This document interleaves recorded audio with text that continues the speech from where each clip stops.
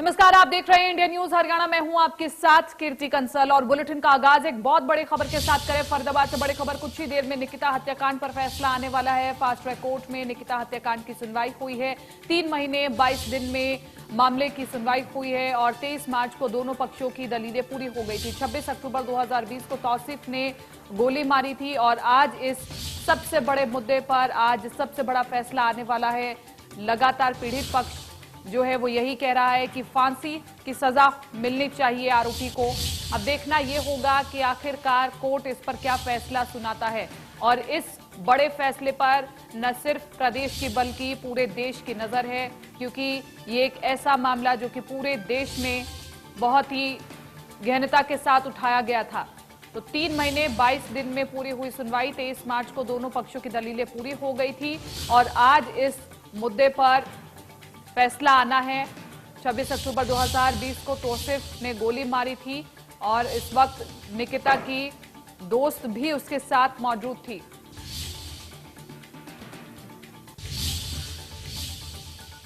फरीदाबाद के चर्चित निकिता हत्याकांड में आज कोर्ट का फैसला आना है और इस केस में अदालत की सुनवाई पूरी हो गई है। अदालत ये तय करेगी कि निकिता तोमर की हत्या में गिरफ्तार आरोपी तौसीफ, रेहान और अजरुद्दीन दोषी है या नहीं। दरअसल 26 अक्टूबर को हरियाणा के बल्लभगढ़ में निकिता तोमर की कॉलेज के बाहर गोली मार करके हत्या कर दी गई थी और इसके बाद ये मामला तूल में आया। आरोप यह है कि तौसीफ नामक युवक ने उसे गोली मारी थी। उसके साथ रेहान नामक एक लड़का और मौजूद था, जबकि अजरुद्दीन ने तौसीफ और हत्या में इस्तेमाल किया गया हथियार उपलब्ध कराया था। आपको बताएं कि रोजका मेव का रहने वाला तौसीफ नाम का युवक 12वीं कक्षा तक निकिता के साथ पढ़ा था। वो उस पर दोस्ती के लिए दबाव डालता था। आरोपी ने साल 2018 में छात्रा का अपहरण भी किया था, लेकिन बाद में समझौता हो गया था। निकिता के परिवार का कहना यह है कि ये लड़का कई साल से निकिता को तंग कर रहा था। हमने 2018 में एफआईआर दर्ज कराई थी, जिसके बाद पुलिस ने आरोपी लड़के को गिरफ्तार कर लिया था। इसके बाद लड़के के परिवार वालों ने हाथ पैर जोड़ लिए। हमने भी सोचा और मामला वापस ले लिया। उसके बाद कोई दिक्कत नहीं थी। परिवार की तरफ से यह भी बताया गया था कि तौसीफ कुछ दिनों से लड़की पर शादी का दबाव बना रहा था। इसके बाद 26 अक्टूबर को जब शाम को निकिता पेपर देकर बाहर निकल रही थी, उसी वक्त तौसीफ आया और जबरदस्ती गाड़ी में खींचने लगा। जब निकिता नहीं मानी तो उसने गोली मार दी। बचाव पक्ष की ओर से 55 लोगों ने गवाही भी दी, जिसमें परिवार के सदस्यों, कॉलेज के प्रिंसिपल समेत कई पुलिसकर्मी इसमें शामिल हुए।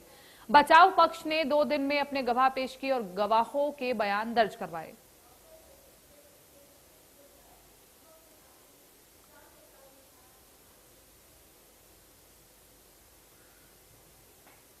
तो इस हत्याकांड में फैसला आने वाला है और सभी की नजरें इस बड़े फैसले पर हैं।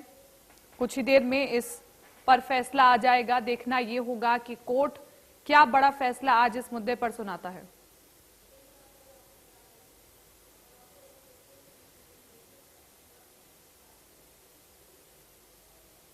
चलिए, ग्राफिक्स के जरिए हम आपको समझाते हैं कि कब क्या कुछ हुआ है और पॉइंटर्स के जरिए अब हम आपको आपकी टीवी स्क्रीन पर कुछ ग्राफिक्स दिखाने वाले हैं। ग्राफिक्स आपके सामने। 26 अक्टूबर 2020 को निकिता को तौसीफ ने गोली मारी थी और 27 अक्टूबर को पुलिस ने तौसीफ को उसके गांव से गिरफ्तार भी कर लिया था और बाकी 2 आरोपियों को भी जल्द गिरफ्तार किया गया था।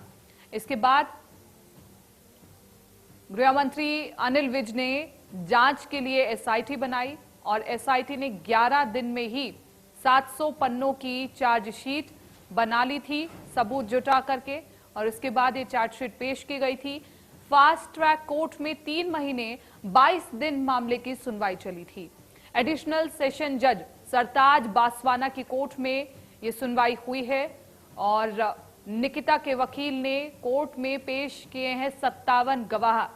तो 57 गवाह निकिता की ओर से, आरोपी पक्ष की तरफ से 2 गवाहों की पेशी हुई और 1 दिसंबर को निकिता के चचेरे भाई और सहेली की गवाही हुई थी, क्योंकि उस वक्त निकिता की सहेली भी मौजूद थी। तो 23 मार्च को दोनों पक्षों की तरफ से दलीलें पूरी हुई। 24 मार्च को फास्ट ट्रैक कोर्ट का फैसला, यानी कि आज फास्ट ट्रैक कोर्ट का फैसला आना है।